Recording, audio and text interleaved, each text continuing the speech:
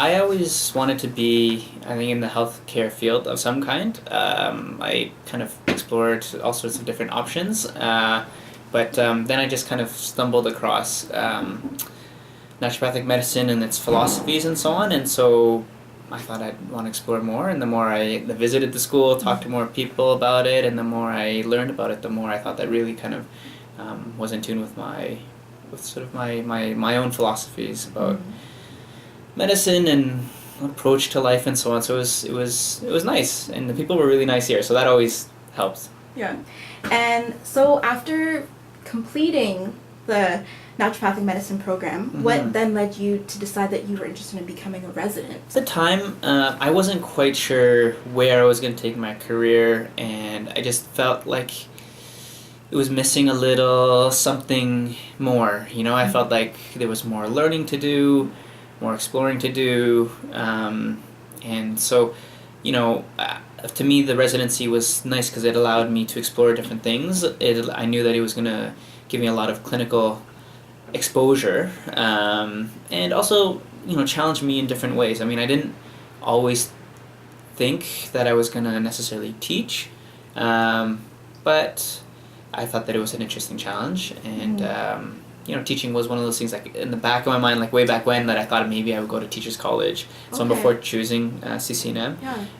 So I thought it was a good sort of blend of clinical exposure, new experiences, bit of teaching, and it allowed me to sort of test the waters a little bit and see whether it was something that I would like to pursue or not. And I thought it was great. I really enjoyed it. It was a great experience. I learned a lot, got tossed into a lot of new experiences and new challenges, and so it was cool. It was great, and I'm glad that I did it. I learned a lot about how I wanted to practice and what kinds of areas I wanted to go into or not go into. So I thought that it was a good opportunity. 2 years is not, it's 2 years, but it's not that big of a commitment in that sense. So I had a feeling that I might like it, but you never know until you try it. So I thought it was a good sort of intermediate approach and option. Going back a bit and just looking at the program itself, and of course different, as you mentioned, different residency programs kind of have different curriculum set up. For sure. But what were your responsibilities as a resident? Oh wow, okay, that's a good question. As a resident, it's changed a little bit since I did it. So I think, and I think actually a lot of changes for the better. I guess it probably makes more sense to talk about what's now in the curriculum, I guess. Do you mean? Sure, yeah. Yeah. Yes. So I think the responsibilities for the resident now, it's mixed. It's both academic as well as clinical. So, I think the overarching idea is that regardless of what the task is or the responsibility is, we're really trying to, for every task, to have at least some value, some sort of learning value or experiential value to the resident. So a lot of it is very salient, like TAing PCD, for example, because those are hands-on skills that to master, as well as teaching skills that you will practice and apply, and so those are very, very relevant, and then there are tasks that maybe feel less relevant, like file audits, for example, what's more administrative, but there's some value that can be taken from it, like you learn in those kinds of tasks that, like, what exactly is a good chart, what constitutes an efficient chart, and then by seeing a lot of different charts you kind of know, okay, well, this is what makes a good chart. These charts were really a big mess and hard to read, and so that colors probably how the resident now then charts in their own private practice. So of course it doesn't have the same value as being in clinic, let's say, but there is some value, and we really have over the years tried to focus so that there is fewer and fewer tasks that are just purely administrative or really have no value to the program, grunt work kind of thing, right? So I think over the years, like right from even before I was a resident till now, it's a huge shift. I have residents or past residents who've told me, all they did was administrative work, and before the curriculum was really well developed. So now, over the number of years, like it's shifted quite a bit, and I think there's much more emphasis on learning and experiencing things that'll help you be better as a naturopathic doctor in all facets. So that could be as a clinician, of course, but also as an advocate or a researcher and so on. So to kind of so that with that in mind, you do everything from TAing. You do a lot of TAing, various courses, which helps to either it helps you hone your skills and either a strength and bolster that, or sometimes we will purposefully put a resident in a course that they feel that they need more help, that they're not very comfortable with. So let's say it's botanical medicine and it's not a strength of theirs, but we will sometimes purposefully put them in as a TA for bot med because through their preparation for the course they will get better and better, and plus they have guidance from the course coordinator, they have support from other TAs, and so when they're TAing they're actually doing a good job and probably way better than they would have expected, and sometimes even better than other TAs because they've done that extra bit of preparation and to get themselves ready. So there's TAing, and then of course there's work in the clinic where you are first being mentored in the clinic and observing or quote unquote shadowing, whether that be at the Residency or being a co-supervisor at a community health center. And then in the second year you take on your own shift, or for the clinical residency you take on 2 shifts. So it's both academic as well as clinical, and sometimes there's room for other things too. So some residents have wanted to lecture and to see what that's like, and just to be able to experience that, and where that's led to them being guest lecturers like out of after the residency program. So that's excellent. So there's many opportunities for them for one to pursue things that they want to try and kind of expand into. And like I said, there's the administrative part, which is there, not a huge part of it actually, but it's there. So sometimes there's that kind of stuff, or like marking and so on. So that's more the administrative side, although even again through marking, botanical medicine assignments, for example, like you get to know bot med much better, right? So over and over again. Yeah, so I think that there's value in that for sure. The other thing research is the other part I was going to say. So there's a research component that needs to be fulfilled for the residency program as well. So with Dr. Cooley, they'll work on a project throughout the residency where they get to explore a topic that they like, or a topic that if they don't have a particular affinity for any area, then they can talk to Dr. Cooley, and he can help them figure out something that either the research department wants to get done, or that may help to uncover some interest in the resident, and they get to do some research on that topic. And we've had residents who've done research, like let's say systematic reviews or audits or anything like that, and they've been able to take that and present it at the AAMP, as a poster at the American Association of Naturopathic Physicians conference. So so they've been able to travel down to the States, and it's a big conference every year, and they've been able to present a poster, and so which has been a great experience, and they really enjoy it. So there's a lot of opportunity. I think this kind of goes to that point that we talked about earlier, how the residency is everything that you want it to be. The more you put into it, the more you're going to get out of it. So those who've decided to take the research a bit further, and being able to go ahead and present at the AMP, or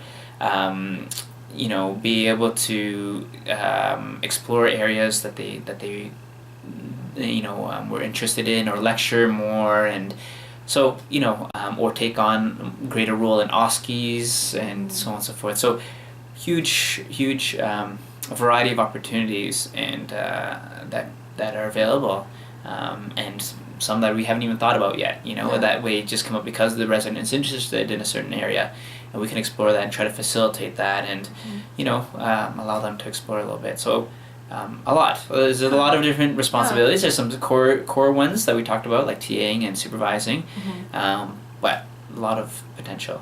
Yeah, that's like a massive package. Yeah, it's a big, very long answer for but no, it's so seemingly quick question. But I guess to summarize it, there's the academic and the clinical aspect and the research aspect, but also potential for so much more within those categories.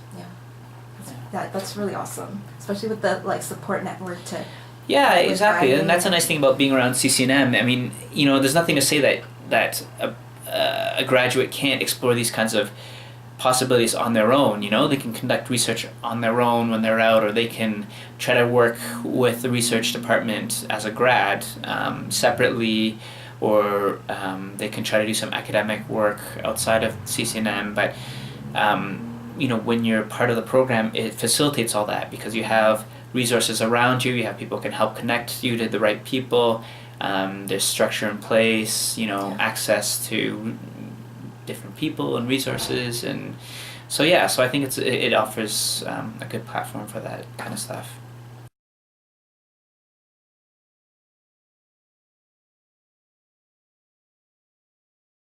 Yeah, and also trying to start my own private practice too. So that was kind of an interesting way of doing it, where you're kind of starting a practice part-time. Okay. And there are pros and cons to that, for sure. What would you say pros and cons to that would be, or if you were to think of that? For sure. I think the cons are that you're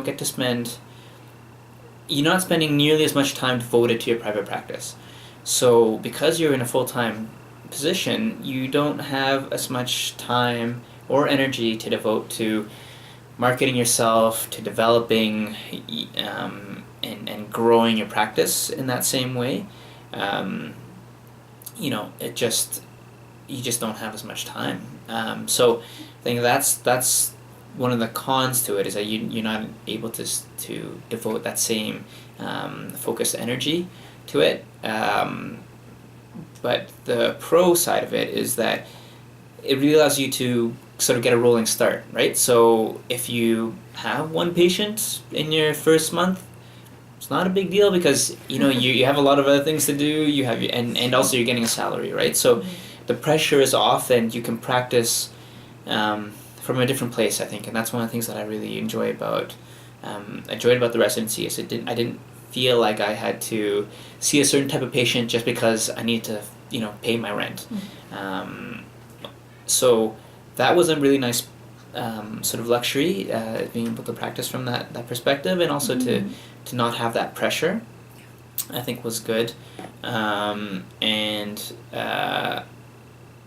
the nice thing too is like the clinical experience that you gain from the residency, you're able to apply it right away to your private practice, right? So you get clinical exposure, and you can translate that to how you practice, which is really kind of nice. So you get experience, which in your private practice, it's slow to build for most people. So you can't build that experience nearly as quickly, and so you can't, it may be harder to build the same level of confidence and the same level of, I don't know, clinical intuition, I guess, or knowledge base, all that kind of stuff. So that's definitely a pro. And I'll say that in the recent years, the residents have been really, really great about making sure and pushing themselves to have a healthy private practice, where it's not really an afterthought, where it's actually something that they really want to work on, and so that it's really robust for them by the time that they are finished their 2 years, and they feel that they can walk into a practice and feel comfortable in that, and not feel like they're starting at zero, or just a couple steps in. So it's doable. It takes a lot of energy and planning, I think, on their part, but the last couple of years have been really great. The last couple of cohorts have been really great about that, and so it shows me that it can be done, and hats off to them. They've done an amazing job with that. That's amazing. Yeah. You could speak more to balancing that, balancing doing your responsibilities as a resident, plus building your practice on the side. Yeah, I think balance is one of the tough things about the residency program, because it's just like the CCNM ND program really. You get as much out of it as you put into it.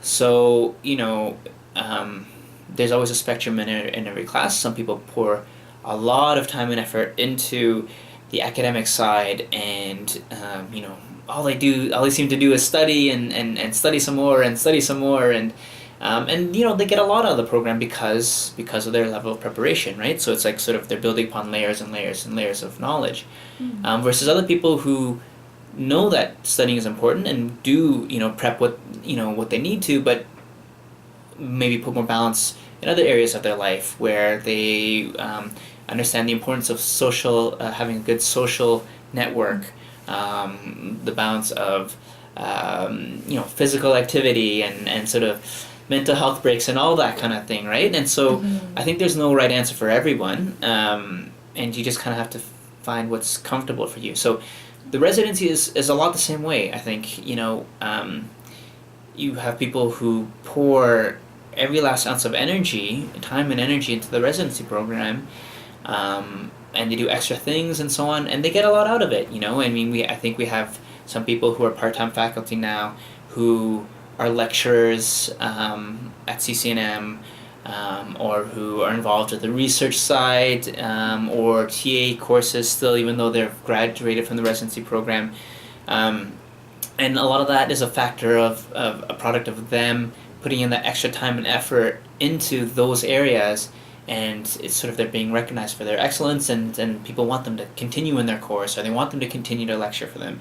So those things, I think, that's some benefits, versus other people maybe want to put their energy into making sure that their private practice is really robust. And it's not to say that you can't have both, because again, I look at a lot of past residents, and some of them are still involved with the college, but yet still have a healthy private practice soon after completing the residency. So it's a very individual thing. I think people have to decide what they want to do.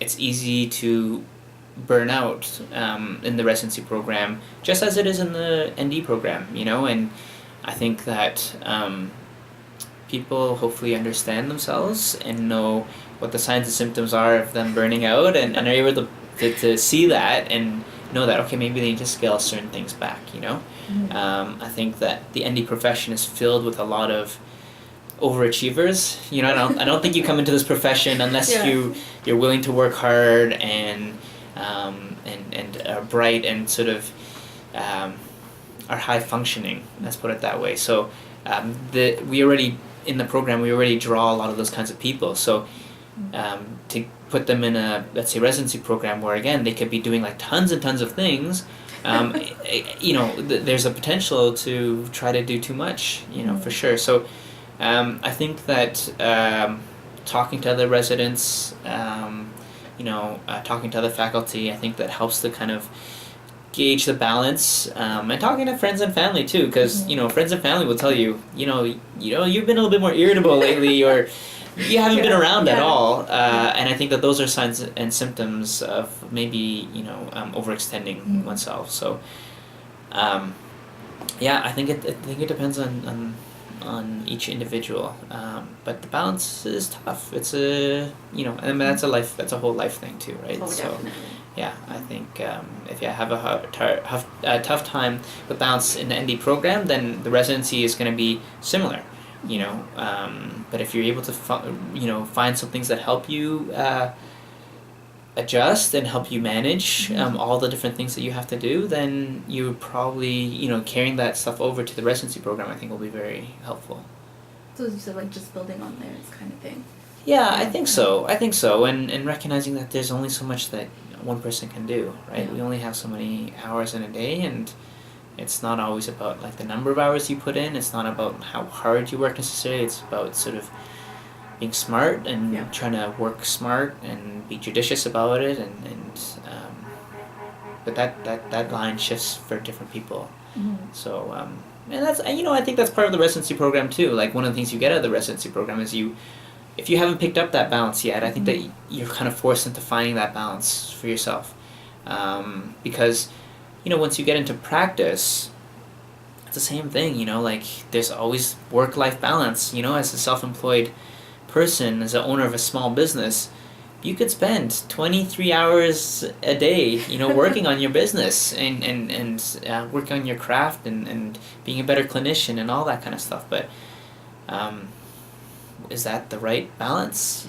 Each person will have to decide that on their own, but the residency will maybe fast track that a little bit and force you to look at that and examine that and decide. So I think that there's some benefits to it in that way, because you kind of come across it as a small business owner, as a self-employed person, as a clinician. It's you're gonna have to think about that, and because if you don't already have a family, that maybe you want a family, or relationships with friends and family and significant others. It's all it all needs time and energy. And quality. Yeah. Quality absolutely. Energy. Yes. Not absolutely. just like nonchalant energy. No, for sure. Yeah. So you'd mentioned that you noticed that with the previous cohorts that they're really doing a great job of residency, but also building, as you mentioned, a healthy practice. Yeah. I'm just curious, do you have any thoughts as to why that is? Or it's a mindset thing. Mm-hmm. I think that they, as a group, kind of decided that practice is important for them. They recognize that practice is going to be part of their lives for the next number of decades, right? And so I think that they consciously decided that it wasn't something that they were willing to let get neglected.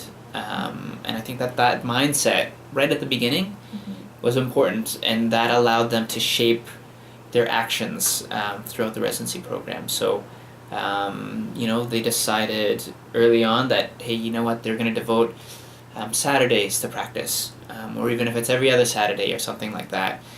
So it was in their schedule, and it was something that they knew that they had to allot time and energy for.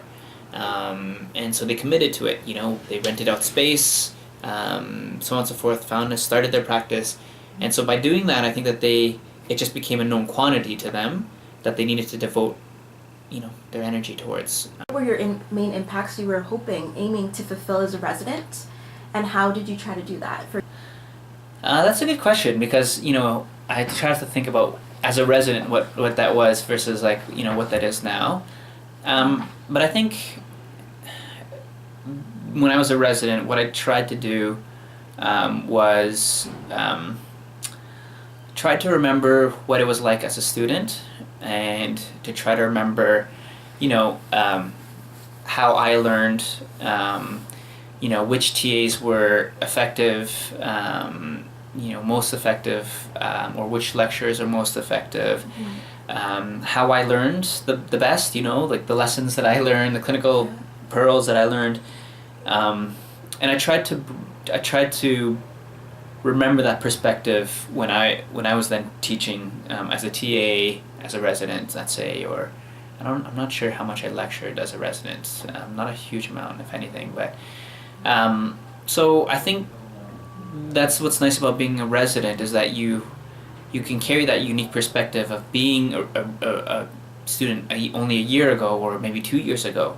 And so it's this really interesting place where you're bridging the gap between, clinicians who have been out for a long time, or even elders, but yet also being able to bring the perspective of, a recent student.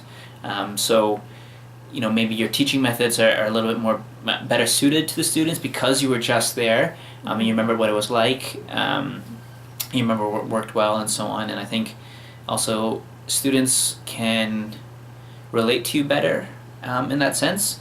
So they know that you understand a little bit better, and you're not sort of out on a different reality. So I think that that's kind of something that I tried to remember to bring to the students. And yeah, I mean, the other perspective, I think, as a resident was being in the residency program. I was able to see sort of, again, the pros and cons of the residency program. And so I remember at that time, myself and Dr. Kennedy and Dr.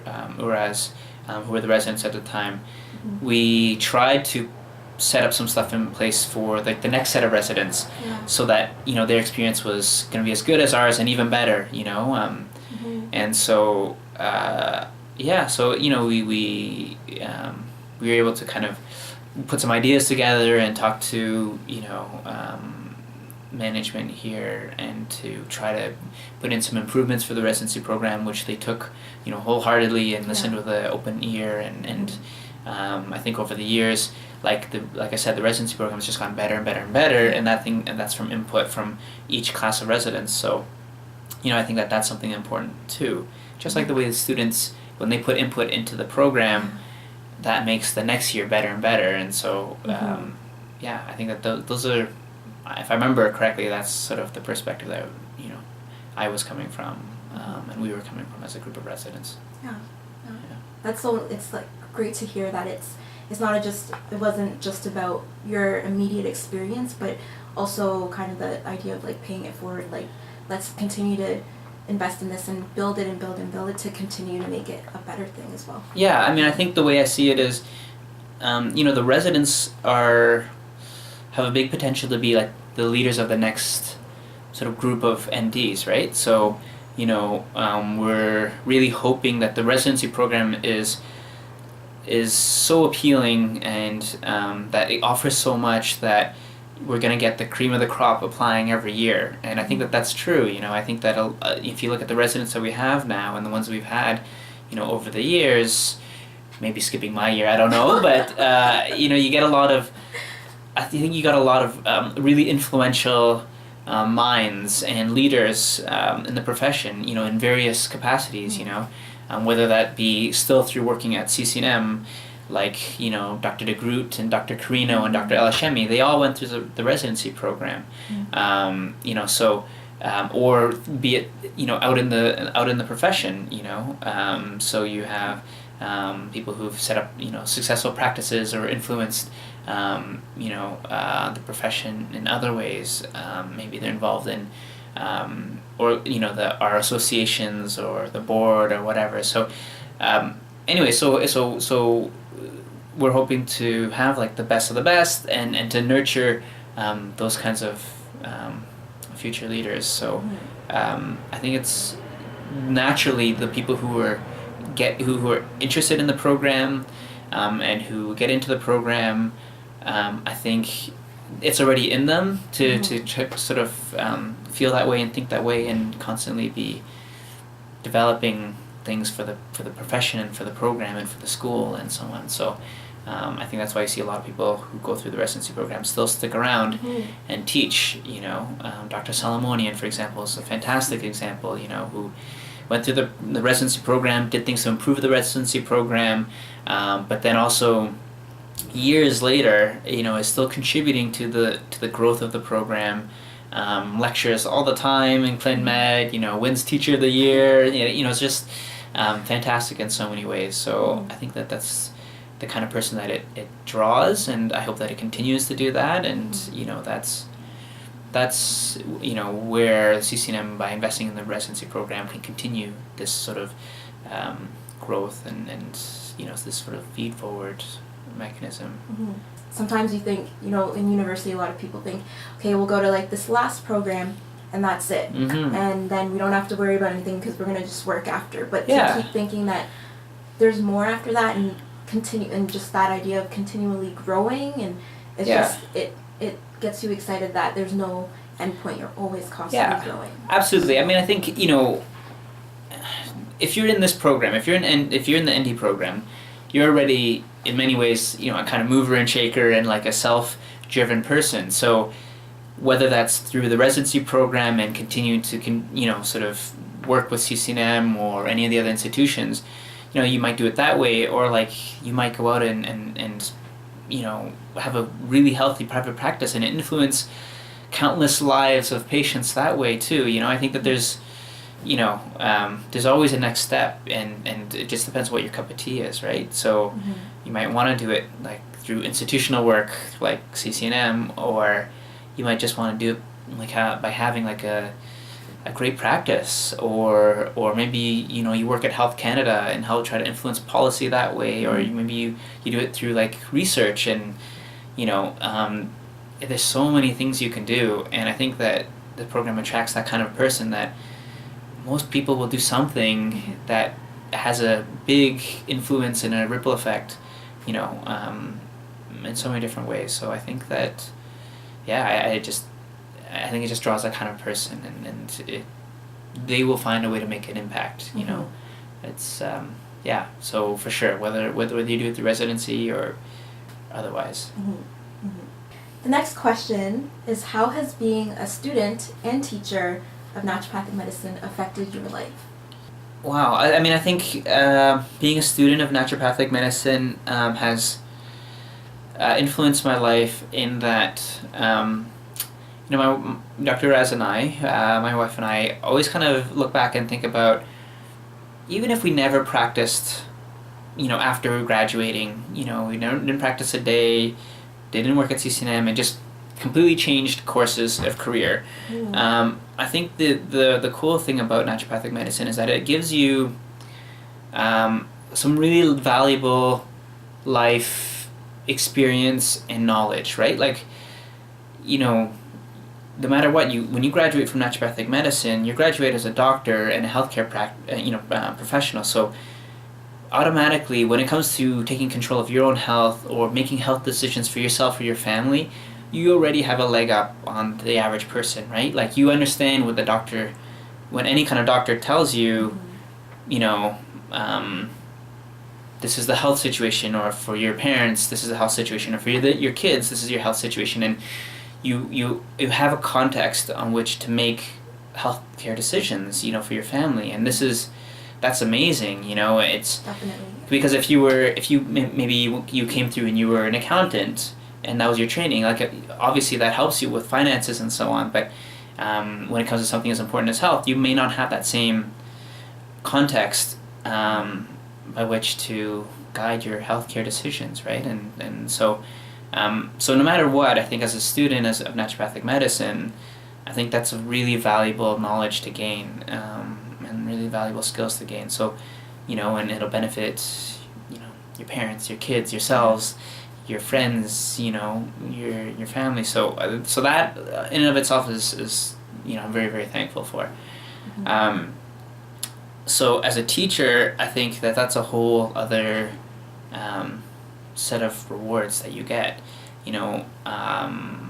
One of the things I like doing is being a part of, like, very physical, technical skills, like, let's say doing B12 shots or manips or whatever, because what I love seeing is when the student gets it, when they, let's say for venipuncture, they come into the class typically quite sort of anxious and scared about doing it because they don't want to hurt the person and so on and so forth, and they're like, how am I draw blood from this person, right? How am I gonna do that? And at the end of even one session, they realize that they can do it. And when you see that moment where they realize that, and they have that sort of aha moment that I can do this, I can actually draw blood from someone, or I can do an injection and give somebody B12, like, that is, like, so cool, and you watch them, like, realize that they have all this ability, and it's just amazing to see that. It's really fun for me to see.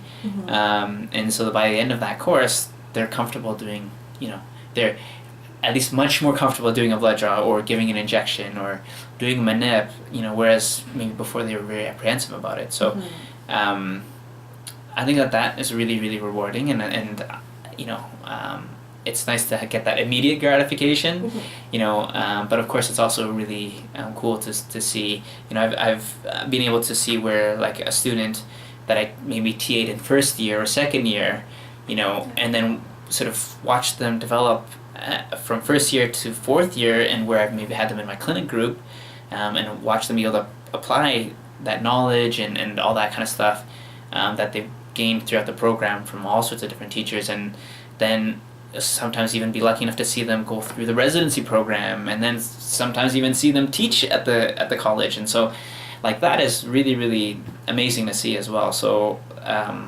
that's something that I've really been able to enjoy seeing, and been lucky to be able to see. So that's a different kind of gratification. But it's great. It's great to see. So from teaching, I think that's one of the big things that I get. Mm-hmm.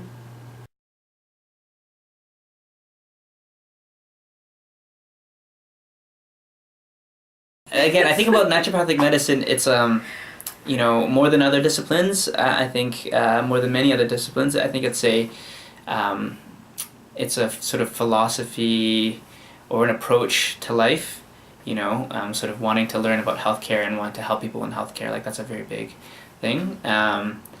So because naturopathic medicine sort of influences so many aspects of your life, it's everything, right? So it influences when you're a parent, it influences so when you're a teacher. So I guess to answer your question, in naturopathic medicine, I'm an instructor, I'm a practitioner, I'm a parent, I'm a patient. I think in so many different ways, it just kind of influences one's life. So, yeah. You're just all immersed. All of it, I guess, right? And I think that's most people. You can't. That's the thing about naturopathic medicine. It's hard to separate naturopathic medicine from your life, because it's how you live your life. It's how you eat. It's how you breathe, even, right? It's how you sort of how you approach overall healthcare. So because of that, it's sort of all encompassing. But I mean, that's separate from practice, right? So your practice can be a very separate thing. It can be a very more discrete part of your life, which I think is a good thing. It's a healthy thing for that to be the case. But the sort of philosophy of naturopathic medicine will permeate through many different parts of your life. So, yeah, it's good to try to compartmentalize certain things where you can, so that you can get a break. But inevitably, just being the philosophy of naturopathic medicine is a life choice, really, in many ways. Yeah. What you feel can be gained from participating in the residency program. So some examples you gave was different skills, and you spoke to these, just a lot of opportunity. Is there anything else you feel that? I think it's just exposure to a lot of different things, right? So I feel like you really learn about yourself as a person and as an ND during the residency program. You learn what you like, what you learn what you don't like. You learn what you're good at, you learn what you're not as good at.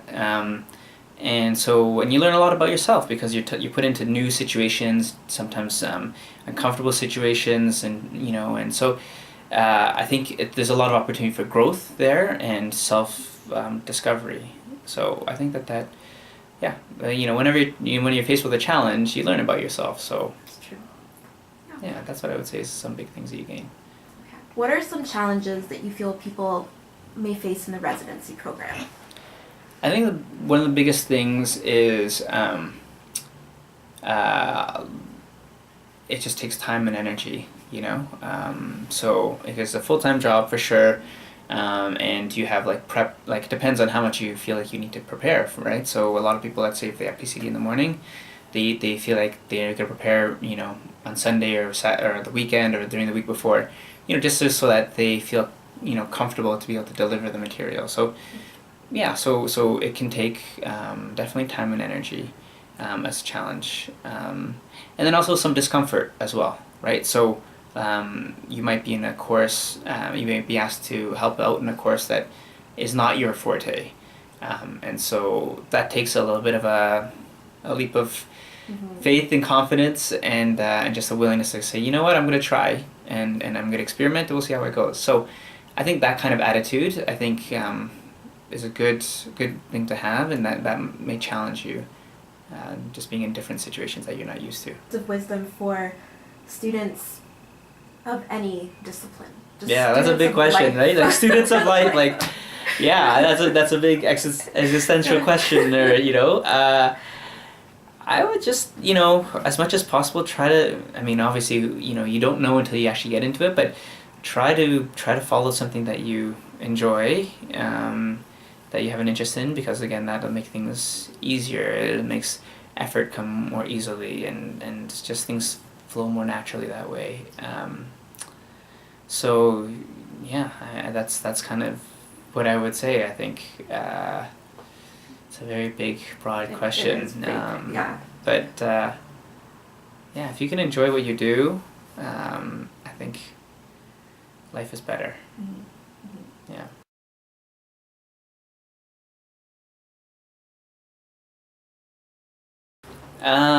I would say as much as possible. I mean, this is more easily said than done, but just try to soak it all in. There's a lot of information and a lot of resources, like people that have a lot of valuable things to say. So as much as possible, it's hard because there's so many demands on your time, but try to sit down with somebody who you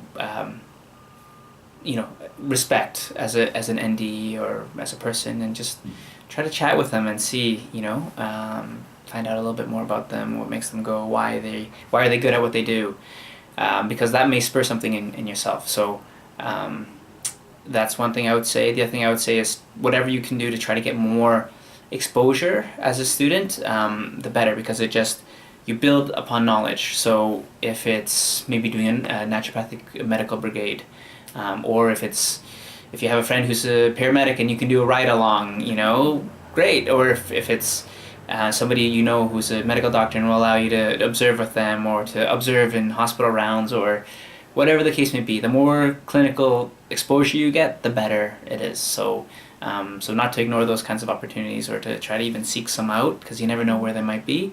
Sometimes it's just a matter of asking. So definitely seek out those kinds of clinical exposure opportunities, because we learn a lot about in books and theory and so on, and classroom and so on. So it's great to learn it another way as well. Definitely. Words of wisdom would you share with future naturopathic students who are considering it or definitely planning to start their studies? I think I would just, make sure that it's something that they're passionate about, because it takes its time, it takes its toll, it takes its energy. Afterwards you do have to be a business person, and you're going to be self-employed and so on, most likely. So it's just, and when you're passionate about it, when you feel like it's something you're interested in and you want to do, that other stuff is the hard work and so on just kind of comes naturally, I think. So that's what I would say, is just kind of talk to different NDs, talk to ND students and get their perspective, and try to get a wide variety of perspectives, and to see what you're getting into, because it's difficult, but it can be so rewarding as well, right? So as with anything in life, I guess. But that's what I would say. And when you're interested in something, effort comes more easily, I should say, for something. That's true. Sometimes you're tired, so. But you gotta do what you gotta do. You gotta do what you gotta do, yeah. It may as well be something that you enjoy. Yes, absolutely. Yeah, and you can see it too, like the difference in people, right? Like when they're passionate about something, even if it's sales or medicine or whatever, like, life just seems a little bit easier, right? And things flow a little bit better, and things are a bit happier, even if it's difficult. Yeah. And any words of advice for anyone considering the residency program, whether it's the one here or just any residency program? Yeah, for sure. I think ask around. Ask about the residency program. Ask people who've gone through it. Ask people who are going through it right now, and find out what it's like. What are the best things about the program? What are the worst things about the program? So that you kind of get some context, and then that you can decide whether it's for yourself or not. I think that's what I would say. If you kind of know the ins and outs of it, then you can decide whether it's something you're going to launch yourself into, or whether it's something, or maybe you're going to take a different route. But just find out more and talk to people. That's what I would say. Okay.